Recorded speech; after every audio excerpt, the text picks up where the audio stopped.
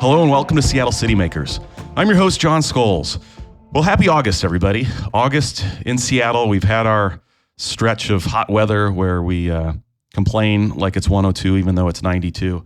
I did my fair share of complaining over that little stretch. And we've got a hot baseball team. It's been great to see our Seattle Mariners take off as they have done the last several years this time of year. They get hot at the right time, the hottest team in baseball since the All-Star break.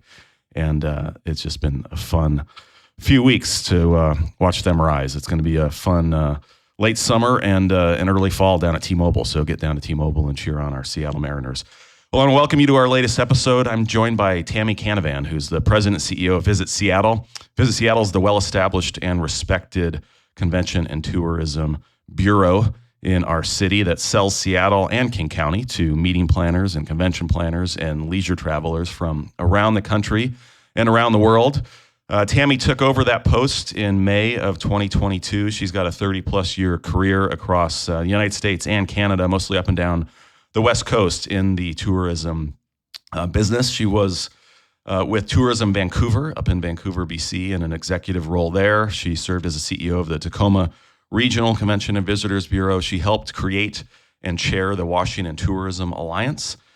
She was president and CEO of the Monterey County Convention and Visitors Bureau, and we're pleased that she is lending her talents now in the role of president and CEO of Visit Seattle. We talk about Tammy's first year on the job since taking over the post, the state of tourism in Seattle and how we stack up against our peer city competitors as we emerge from a difficult number of years for the travel and tourism industry. We discuss the future of meetings and events and business travel and discuss our gorgeous new convention center building, the Summit building over there at 9th and Pine. I get Tammy's outlook for tourism in Seattle as we look ahead to 2024 and beyond. And of course, we've got our standard questions here on the podcast. We asked Tammy about her first job and her perfect Saturday in the city of Seattle. Hope you enjoy my conversation with Tammy Canavan, the president and CEO of Visit Seattle. Well, thank you for making time, Tammy.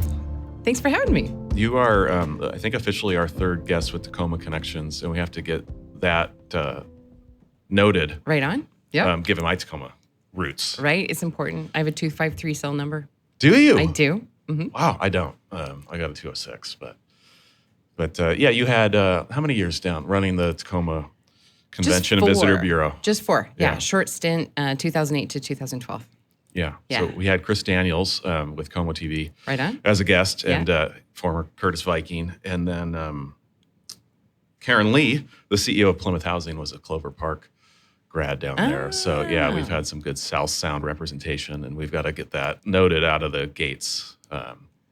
It's important. Yeah. Yeah. It's a Grit City. City of Destiny. And it's all a regional effort, right? Yes. It's important. Yes. Yeah. So by all accounts, it's been a gangbuster visitor season in downtown Seattle. I saw the email from your great research director, Diana Chen, today, who was up early. It was like 5:28 a.m. email that came through. She's still relocating, so she was actually emailing from Baltimore today. Okay. Yeah. Okay. Yeah. The beauty of pandemic lessons. And a bunch of great stats, and I think we all see it and feel it. But how would you sort of summarize the state of the Seattle summer visitor season? What are some of the key data points, high points in your mind? Right. Well, the summer has been extraordinary. The first few months of the year, not so much. So we're really grateful that summer is picking up for that. We have had a record-breaking summer on multiple. We have hotel revenue records have been broken 3 times this year already. MLB All-Star Weekend knocked out the previous record, and then of course. And the previous was what, the George Strait? Yes. Weekend, a couple weeks before the All-Star Week. Yeah. It was, and previous to that, it was a long time ago, 2018. So. It's really great to see all of that coming back. And then, of course, the big record was what we affectionately call the Taylor Swift weekend, but it was so much more than that, right? It was that didn't just beat a record, that blew it out of the water by $2 million in a single day. Wow. And it was a Sunday record as well. So Saturday was the big day. Sunday also broke a record for all Sundays of all time. But I think the really important part of that is that, yes, Taylor Swift fans are rabid and they will do anything to get there. But also, We had the Blue Jays in town. That's always a city filler. Good travelers. We had 2 citywide conventions. We had 5 cruise ship embarkations. We had citywide festivals going on all over the place. So it really takes that perfect storm to lift the city to that degree. And that's why the work that we do really needs to be diversified. It's just like your revenue, right? You have to diversify the buckets that it's coming from and not put all your eggs in one basket, because when everything fires on all cylinders, it's pretty magical. What do the next few months look like? How, the summer used to be here kind of, it's the busy season, June to, Labor Day, but it's really started earlier and extended later into the fall, especially with the cruise season. What do you foresee as far as this pacing and this level of activity as we look to post Labor Day? We're looking really good we're more than halfway through August already. We're looking really good into the fall. We've got a number of citywide conventions that are coming. APEC is still here in town right now. We don't talk about that a whole lot, but that's a very large event with 21 different economies A couple visiting thousand us. people that have been here for, a couple of weeks? Yeah. So all of those things contribute. So between what we expect from a longer cruise season, from the conventions that are coming in town, and staggered school starts, there are some schools that are already in some of our southern states. We're still not back. So all of those things help. And then there's the folks that are planning their trip around not school opening or school opening and not it being closed. So all the forecasts are looking good really through, I think, October. And then it traditionally starts to soften as holidays come in and people are doing family stuff at home. And you mentioned the relatively soft winter or earlier part of this year. And I've sort of been describing the situation as we kind of have the tale of 2 seasons now, of the late spring to early fall period of the year is generally back to 2019 levels. And then the rest of the year is sort of soft by 25-30%. Does that kind of track with what you've seen? And do you think that changes as we get into this late fall and winter period? Do you think we'll be better off than we were in 22, early 23? We're hopeful. Early 23 was predicted to be a lot stronger than it was. And it wasn't, I'm sure, for a multitude of reasons. I think there was a lot of excitement about what happened in 2022, which was a lot of pent-up demand for travel, and people suddenly feeling like they could bust out and do it. We're seeing a different kind of business right now. We pour a lot of our efforts into focusing. I would hate to call it an off season, because the fall and the winter are the on season for arts and culture institutions, for all of those things. So we've got plenty going on. Right. Yeah. We've got Refract, the Glass Art Festival coming up. We have Cloud Break with more than 300 local musicians, artists, and venues featured around the city and the region. We have the holiday promotions that we're doing, all of the activations that the DSA does help us really talk about great reasons to come downtown and celebrate the holidays together. Don't stay home and stay away from that. So we saw some really great success from all of those things. That spills into sort of early next year with Museum Month is in February. So all of those things take place in the months that are traditionally softer to help build that attendance. And as those festivals and those kinds of things mature, we see more and more traction with them. So that and just a recovery. The other thing that really factors into that is that things like MLB All-Stars, if you were in town for that period, phenomenal. It felt so good. And it was really a joyous occasion. And, I saw folks after that that are in my business, and they're like, "Are you recovered from MLB All-Stars yet?" And I'm like, it's kind of more of an afterglow, right? It just felt so good. And I think that really gave us a good lift, both locally and nationally. When our locals are evangelizing and talking about how good they feel about our destination, that makes a difference. And the opposite is true also. So that extra lift and that extra impression and reputation management, frankly, nationally, helps us a lot. So as we are overcoming those things, and as other things are happening around the country that are really unfortunate for some of the other parts of the country, that will benefit us. And Yeah, Seattle put on a great show for MLB, and hats off to your team that put a ton of work into that, working with the Sports Commission, All the of the above. Mariners, That was and others to team sport. to make it a great experience. And Yeah. I regret that I didn't see sort of how it showed on TV, the red carpet event and the home run derby and the game itself, but it had to show great. The skies were blue and the city looked great, but It just did. that image of Seattle through people's TV screens that around the country and world. I got calls and messages from all over the country from my colleagues that are like, "Man, your city looks good today." Yeah, but it was a good trade to be at some of those events in person instead of Wasn't it? watching it Yeah. on TV. It was Yeah.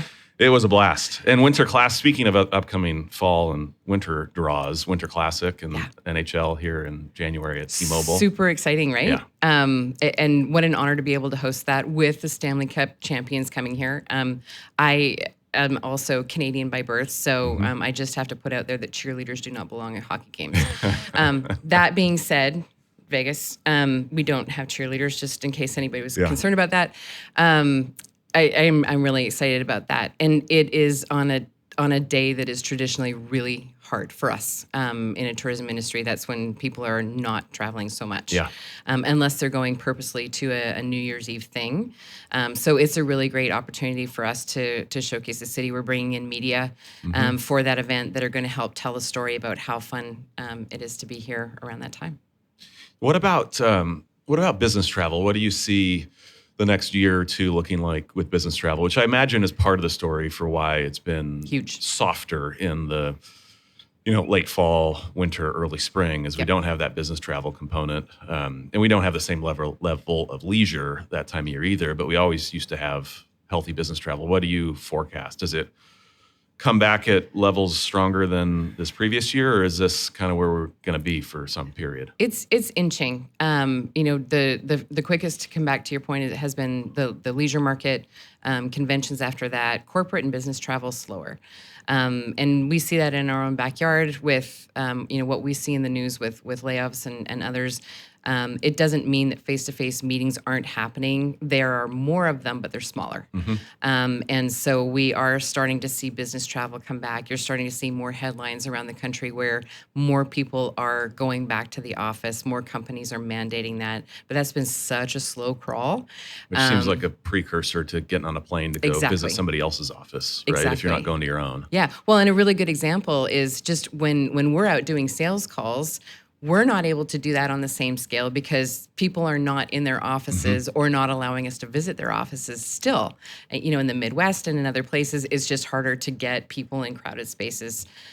So it's coming back, but it is disappointing slow. And there's not a lot that we can do about those conditions other than keep out there and find alternate ways to communicate with people and tell our story and encourage them to come when they're ready.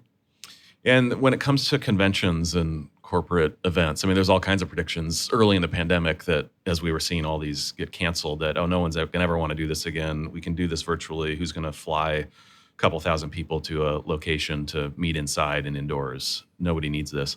That obviously turned out to be not true, and we've seen a strong return. But what's kind of the current state? What's the forecast? You've got this incredible new building to sell. We were in it yesterday, and every time I'm in it, it just looks better and better, feels better and better. It was cool to see Ethan Stoll's new Bombo kitchen open. Yeah. But what's the current state, and what's the forecast when it comes to major events? The forecast is bright. And there's just a lot going on around that, right? It is looking good. The way groups are booking, the way people are booking travel has changed.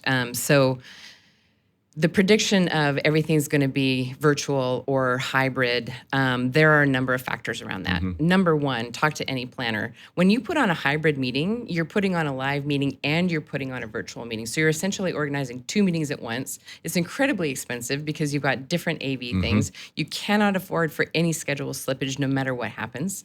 And so it is not popular with people that organize and pay for those meetings.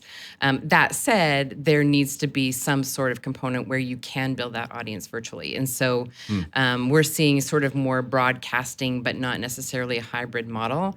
People might be recording sessions and then allowing viewing of that after for a fee, or however they're building their revenue that way. Associations build most of their revenue through their annual conventions. So just fiscally, it is not practical for people to stop meeting. And we know, we are in the business of meeting face-to-face, and there's a reason for that. You can get some things done on a screen, but how many, we just heard several times this morning, I've met you on the screen, it's so great to meet you in person. We are humans. We connect with people. We are pack animals. And that is how we innovate. That is how we further evolve. That is how we feel good. And so I respect that people have alternate ways to do things. I respect that Diana can be finishing up her move from Baltimore to Seattle and still continue her work and not have to take time off from that. But that is a Band-Aid. It is never going to be a permanent solution. So do you think people try these hybrid meetings maybe once and abandon it because of the cost and complexity, and maybe the experience too for folks that decided not to fly to the location and are sitting alone, not getting any of that connection after the session? Yeah. Or do you think hybrid in some form or fashion for conventions is here to stay? There will be elements of it, but by and large, it's just not a practical model. So it's good to have an alternative when you need to have it. It's better to not need it. Yeah.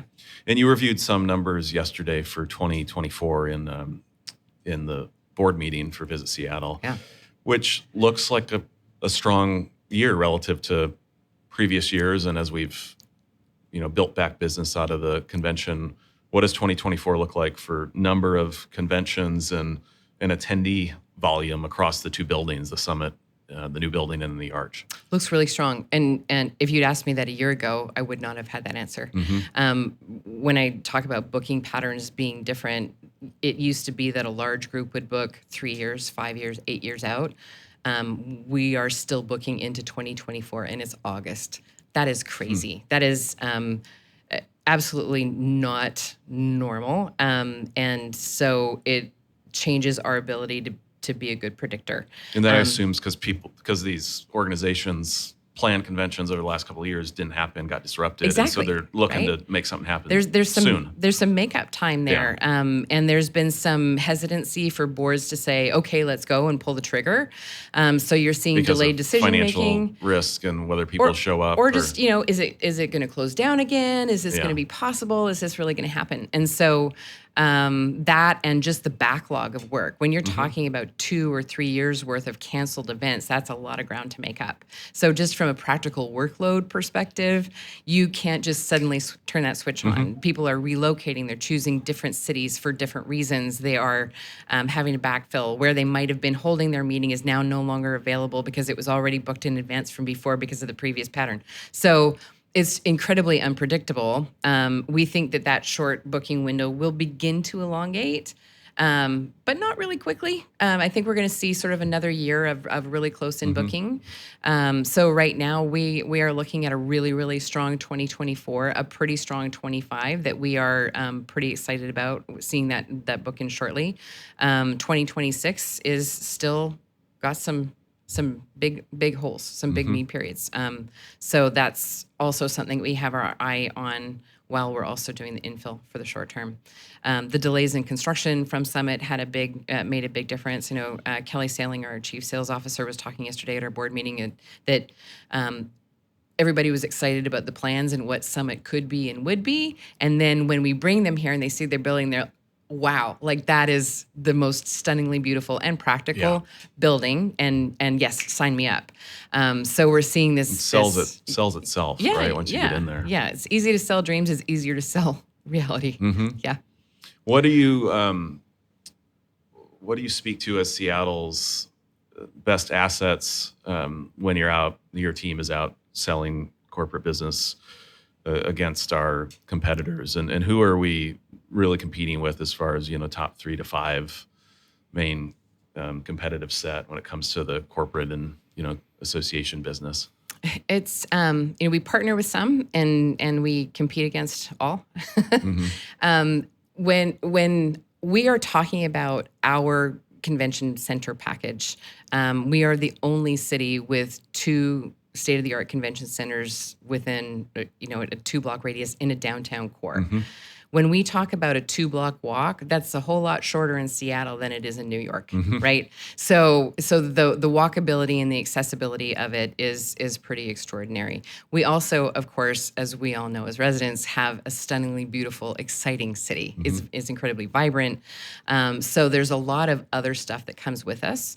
We embrace our values as a community. So when we talk about innovation and sustainability and inclusivity, we really mean it. Mm-hmm. And that really resonates with a lot of groups. So when we're talking with groups, it's really easy to talk to the groups that align with our values. And that's a really good start. But overall, we are a really digestible package. We're also not giant. So you're never going to be a small fish in a big pond here. You are going to matter no matter the size You're of well your cared group. for if you're. Yeah, Yeah. exactly. It's there are cities with just that can fit much bigger groups than we can, and that's not necessarily something that we would aspire to, because do you really want to be a 2,000 member convention in a 50,000 capacity city, Mm-hmm. right? Mm-hmm. And so what does that look like? So we also invest very, very heavily in the services that we provide to planners, and when they walk away, their testimony is pretty darn special, because we've helped them invest in what makes their meeting successful. So we're not just talking about the business lingo is dates, race, and space. How much space do you need on what dates and how much will it be? We're talking about what do you need to make your meeting successful, and how can we make that better than you imagine? So there's our competitive advantage. Mm-hmm. Who are we selling against? Most often we're our competitive set is mostly West Coast. So Denver, San Francisco, Mm-hmm. Portland, San Diego, Anaheim, LA sort of area, all of that. We do a lot of cooperative work with Boston and Austin, because you see a lot of national association business. They rotate west and east. Sometimes it'll be west, east, and south. And all of us have a similar alignment in the size of our cities and others. Austin is out of the running for a little bit because they're knocking down their convention center and building a new one. Yeah, you mentioned that So yesterday. I was surprised for the to foreseeable hear that. future. You could just take it offline for that's a whole other story. Your industry offline for a few years. That's Austin's woe. Oof. Glad to be through our pain points, and sorry for Austin. That's a tough one. Yeah. They had some delays in decision making, and so all of a sudden it's like, okay, they're doing it. But our cooperative with like cities and like-minded cities is always there. And we're really blessed to be in a business where even when we're competing, we are collegial and friendly with our competitors. So we share the right intelligence. We don't share trade secrets, but we do help each other be successful. Do you think we're better positioned against those competitors today than we were pre-pandemic? I mean, obviously we've got this incredible new building, the Summit building, to hold out there, and we didn't have that pre-pandemic. But with all the other things that have occurred in our city and others, and as folks have made their way at different levels of progress out of this pandemic, are we better positioned than we were pre-pandemic? No question. Yeah. Certainly the assets that we have, but when you look around at all of the developments that are going around the city, what's going on the waterfront and with the aquarium, with transportation enhancements and, additional programming, the Kraken is post-pandemic, all of those things add a whole lot more excitement and bigger stories to tell. We also have some really cool personal stories to tell. We have some extraordinary small businesses to promote and to incorporate into the fabric of that message of inclusivity and the multicultural fabric of what Seattle's culture is. We've got a lot of really cool entrepreneurs that help us. We have the iconic attractions, but we also have the lesser known. And we just have a lot of neat originating stories that are happening around here. The other thing that really gives us a huge competitive advantage is the collaborative nature of our community. Certainly we work well together, the DSA and Visit Seattle. We can't do what we do without what you do, both with the programming of the Downtown Association and the work of the MID is incredibly critical. But you saw it in the All-Star game. That was a whole lot of entities that don't traditionally all put their shoulder to the wheel, really playing their part and carrying their own water and making really great things happen. And that doesn't happen everywhere. This is not my first city. It will be my last. And when we have local ownership, our headquarter hotels are locally owned. The Summit building is not locally owned. It's a public facilities district, but it was built because local people that were born and raised here have a vested interest in the greater good. The Space Needle is locally owned. Things like that don't happen in other cities. And so when you're talking about people that are really invested in the future of a city, you're not just talking about what's in it for me today, but what's in it for everybody tomorrow. And that makes a huge difference. Yeah. Great article in New York Times a couple weeks ago that you probably saw that really hit on that point of the critical, how critical it is to have locals with skin in the game and a lot at stake in our downtowns and that civic investment. Yeah. We're rooted here. So blessed. Yeah. Yeah. You mentioned that this will be your last stop in your long career in doing this work. What brought you to Seattle? You've been here a little over a year now. Yeah. I think May of Year and a half, 22. yeah. So why Seattle? So I mentioned originally from Vancouver, Canada. And so Seattle's actually always been a part of my life. In Vancouver, the American TV channels come in. So JP Patches was part of my morning routine as a kid. So I just spoke to an entirely different demographic there. And showed my age. That it has been a really special city to me, from the beginning. I moved to the United States 23 years ago, and have sort of traveled up and I did a little bit of time in Texas, spent some time in California, and to your point, was in Tacoma 2008 to 2012, and really got to immerse not just in Tacoma and Pierce County, but with the players in Seattle and get much more involved in statewide stuff. When the state shut down the state tourism office, I got to be a part of the resurrection of a state entity and what that looks like, and really got a glimpse into what a great collaborative, wonderful city that Seattle is. And as I've traveled around and come back, Tom Norwalk, my predecessor, really amazing guy. He will tell you that I may have pestered him to retire for several years because I've had my eye on this particular job for about a decade. It has been my dream job. This is where I want to live. This place fills my soul. It aligns with my values. It is the weather that I love. Except for the hot parts. But we get through that to get to places like today. We were talking about this cloudy August morning that we were both enjoying it after 3 days of scorching 90-degree weather. Yeah. And there's all of that. But also, before I got there, Visit Seattle does some really cool stuff. I mean, if you look at the work that we do versus what other convention and visitor bureaus do, it is vastly different. We are abnormal in a really wonderful way, not in a strange way, but in an incredibly creative, how do we punch above our weight kind of way. And this organization has been that way for a long time. So I can't take credit for that, but I'm so glad to be able to join that and to help captain that to the next stage of what that looks like. What's been most gratifying in your first year plus on the job? What still keeps you up at night? Both are the same. I think when I came on, the pandemic decimated us, right? It just took our funding down to a barely survivable level. It took our team from 72 to about 28.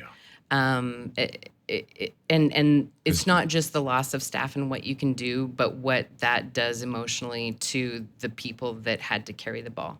Because there weren't a lot of compromises in what we continued to do as an entity. So the Kelly Sailings and the Allie Daniels and the folks that were there for that whole ride God bless them, because but for them, we would not be the entity that we have been today. So I got to come on with these incredible professionals and work with them to build a collaborative team and start rebuilding that team. So when I came on, we were about 30.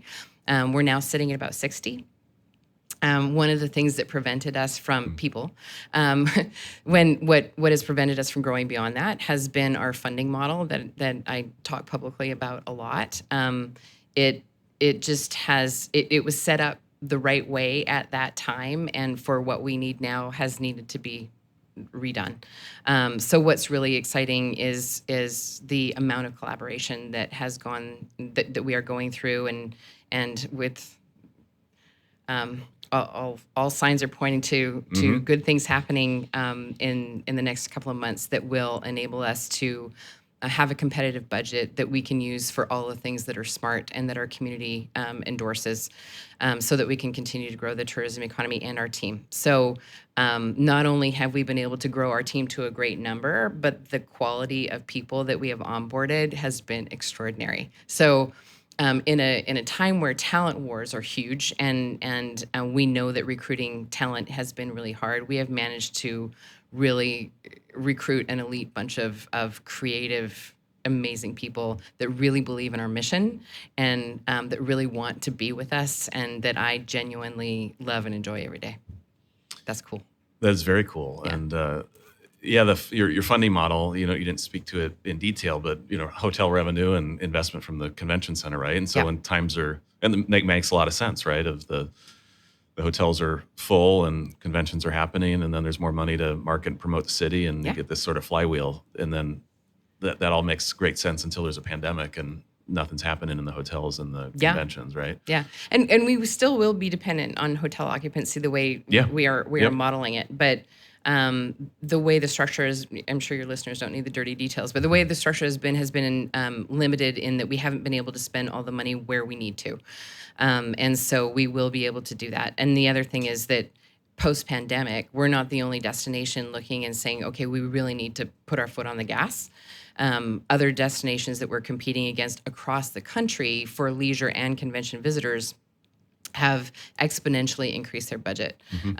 Orlando is a whole anomaly. They're sitting at about 130 million.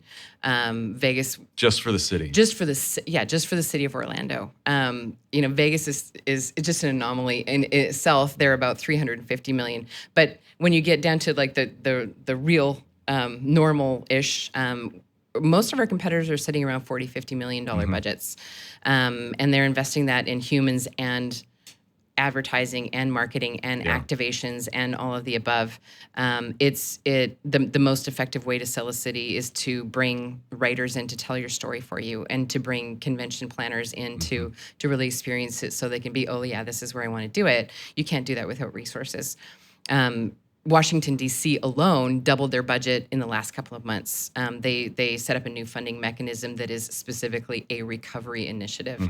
And we were not in that place. So it probably sounds ridiculous to say at $30 million we're crying poor, because that is where we sit in this year's budget. But we can't spend it as we should, and we can't grow it because of the way the previous model was set up. So we will be able to grow it without going back to more wells and asking for more money in other places, because of the model that we're setting up, and we will be able to be in a position to if we have 40 million and they have 40 million, and we know we punch way above our weight, that's kind of like us having 60 million. Right. So we're going to be in much better shape.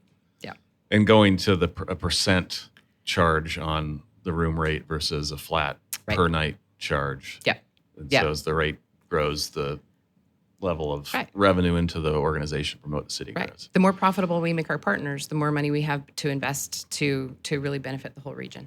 And the flywheel spins. Yeah. Do you think this region, the city, voters generally, elected officials appreciate the value of the visitor industry and visitors and their spending here, and what that translates to for locals? I think COVID schooled everybody, didn't it? When it wasn't just the revenue that went away. It was the people. It was the vitality of the streets. It was all of that. So, we talk a lot about record-breaking revenues. We don't talk a lot about the other benefits. When you hear a whole bunch of different languages on the street and you get to do a little bit of cultural exchange and sit down at lunch and share your table with somebody from Sweden, that's pretty cool. And that doesn't happen when tourism isn't happening. Our restaurants that we love to go to as locals cannot survive without visitor input. The legacy that tourism builds and leaves, the Space Needle was built for a tourism event. So the things that we are proud of and that we enjoy as locals, more often than not, are built at either with needing the visitor economy to survive or with the visitor economy in mind. Tourism development is not about the tourists. It is about the people that live here. It is about enhancing quality of life, both through jobs, through revenue, through street vitality and excitement, through the events that are created for all of that we enjoy, but that draws visitors to help our economy as well. And sometimes it's nice just to see other people enjoy your city. It helps us maybe get out of our grumbling and griping that we can fall into and to see it through somebody else's eyes. Yeah, exactly. Yeah. So the answer to do elected officials value it? While we're converting our funding model, I get to have one-on-ones with our city council members that are seated right now, and I would say by and large, they appreciate it. Well, I think that's in large part to the work you all do to hold up small businesses and entrepreneurs and all the people who benefit from lots of folks coming to spend time in our city. And Thanks. It's we get a lot of help with that. An important story to tell. I think one of the great things about All-Star Week was just seeing all these families downtown, these kids in baseball hats and wandering the streets with big smiles on their faces. And it was just a cool vibe for a few days in downtown to see all those folks, particularly families in downtown. Yeah, it was. And when we have the infrastructure in place that helps us do the really big things, it also helps us do meaningful, seemingly smaller things. We have a partnership with Seattle Bank, and we work with Laura Kleiss at the Intentionalist to help us identify underserved zip codes and BIPOC-owned businesses that are going to benefit from a scholarship to become members of Visit Seattle, to be included in specific marketing programs. They get a tab open so that people can go and experience their business for free on given days, so that we can start really leaning into helping small business develop. 85% of the tourism industry is small business. We think of it as convention centers and big box hotels and stuff like that, and it's really not. It really is the mom and pops. Pike Place Market is a big entity, but the tenants are not. So the local artisans and the local fishermen and fisher people and food producers and all of that's what makes our city so vibrant and special and wonderful. And that spirit of entrepreneurship is something that gets people excited about our destination. So it's really great to be able to not just promote it, but really invest in the growth of that business. So we have a couple of standard questions on our podcast as we close out here, Tammy. Yeah. We've talked about your current role, obviously, and your and previous roles you've held. What was your first job that you took a paycheck home for? I was a dishwasher in a hotel. Yeah. That teaches you a lot about a lot of things, and not a glamorous job, but a really important job, because you cannot eat off dirty plates. Yeah. So it's all a cog in the wheel. And I think what's really cool Where was about that? working in a hotel kitchen, it was in Qualicum Beach, which is a little tiny town on Vancouver Island, in British Columbia, Canada. You get to see the back of the house and how it all works, and all of the work that actually goes into producing the experience that you have when you walk into a hotel or a restaurant. Yeah. I was a dishwasher at the Lake McDonald Lodge in Glacier Park, and I lasted about 2 weeks. Yeah. You smell complained. milk. It was hot. Yeah. I complained with my buddy. Yeah. Grant, he and I went there. Yeah. And we went there too late in the summer, and that's all they had left. And then we got promoted to fruit cutters and dessert preppers. And we were very grateful for that promotion. The dishwashing is not easy work. It is a hard job. It is a very cool machine, right? That you put all that stuff through, but you go home smelling like stale milk every day. Yeah. Yep. The highlight of our day once we got promoted was we'd fight over who got to run the nachos out to the bar to kind of escape the kitchen for once. Because it's hot. People are yelling. The front of house. So who gets to go to the bar? Yeah. So, but, and our last question is your perfect Saturday in Seattle. What's your itinerary? What are you doing? And we should mention that you planted your flag in downtown as a downtown resident. I do. So what's your, do you have a perfect Saturday yet?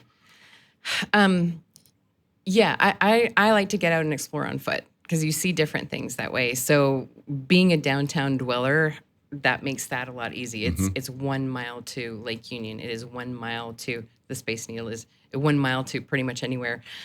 So I get my steps in on Saturdays. One of my favorite things to do is get up and sort of, I've got a really big balcony. I'm blessed with that. So I sit out there and have a coffee and then throw some clothes on and a little backpack. And I walk down to Pike Place Market. I get my produce fresh and maybe some flowers and some stuff like that, and sort of just wander through the streets and enjoy the vision of people taking in the sights and the smells and hearing the languages and wandering around and all that kind of good stuff. That's one of my very favorite things to do. Let the day develop. Yeah. Yeah. Yeah. And, there are events everywhere. So you might take in a concert, or you might at a festival, or an art exhibit. In the fall and the winter, you might go to a theater production or something like that. So kind of depends on the season. There's a lot to do around the city, and it is impossible to live in the city and not be a rabid sports fan. So I'm making my rounds on all of the teams. I am, of course, Canadian, so I'm a huge hockey fan. I just got a Grubauer signed jersey. I'm super excited about that.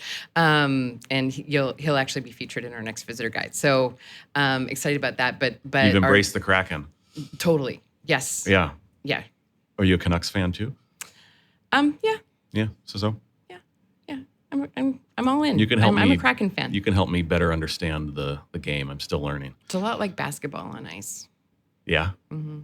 There's no icing in basketball, though. Yeah, no. I still don't get that. Yeah, no, there's I got a little smarter during the playoffs, which kind of got me hooked. Yeah. Because that's like a different sport than regular season hockey. Yes. That level of intensity. It is, yeah. But, also a Seahawks fan and a Storm fan and a Reign fan and all of the above.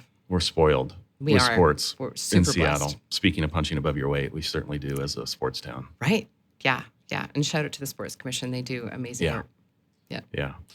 Well, thank you, Tammy, for making time to come on Seattle City Makers and for all you're doing to sell our city, bring people here to spend money, and then they go home. It's a pretty good deal, I've always said. And Thanks, they help pay our bills and create an even better city. And then they go back to where they came from. And we don't have to evangelize. Yeah, yes. And tell other people to come here. So it's not a bad deal, and a deal that should be appreciated by all of us. And it feels like you've been here for many years, and I don't say that to mean we're tired of you, but I just the way that you've led and partnered and collaborated with organizations like ours, but also many others, I know has been appreciated by us and everybody else in town. So thanks for what you do, and your team. You've got an incredible team. We do, and you've had to rebuild a lot of that, but you had some great people at the helm when you came in as well. So congrats for all you're doing, and thank you. Much gratitude.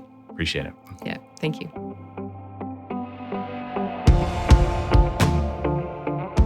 Well, hope you enjoyed my conversation with Tammy. I'm delighted to be able to call her a partner and a neighbor as well in downtown Seattle. Thanks to Tammy for making time to come on Seattle City Makers. I want to close out with a couple of recommendations of things you just can't miss in downtown Seattle, things that are upcoming and you just got to check out. This one is right around the corner here. Fast approaching Sam Remix, Friday, August 25th, down at the Olympic Sculpture Park, 8 p.m. to midnight. This no doubt will sell out. I think there's still a few tickets remaining, but you've got contemporary dance and a fashion show and a drag and dance performance, DJs, art, music, food, the works. So check out Sam Remix at Seattle Sculpture Park on August 25th. And then next month, Bumbershoot returns on Labor Day weekend at Seattle Center, Saturday and Sunday. Ton of great music, food, and a lot of art. This festival has been remade by some incredible Seattleites, Joe Paganelli, Greg Lundgren, and Steve Severin, three great guys who've had their hands in a lot of incredible experiences and festivals and events and venues in our city, from the Museum of Museums and Numos, McCaw Hall. They have come together to remake and rebirth Bumbershoot Saturday and Sunday, Labor Day weekend at Seattle Center, and then a little further down the road, and you got more time to plan for this.